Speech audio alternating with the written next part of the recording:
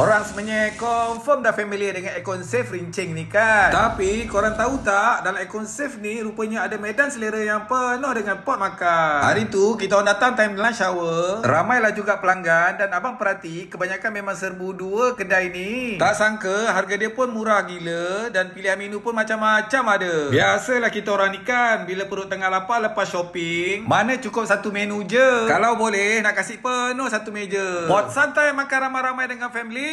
Yang kita orang suka menu kat stall digoreng ni, fuh, sizzling dan claypot dia memang awesome. Sizzling gimme dengan gimme soup dia, satu je nak cakap, sedap. Tunggu dulu, nasi ayam dan nasi ayam penyet kat stall Aneka Sajian Along ni pun padu. Serius, rasa dia memang kau. Dan pedas sambal dia ngam-ngam, pedas-pedas manja.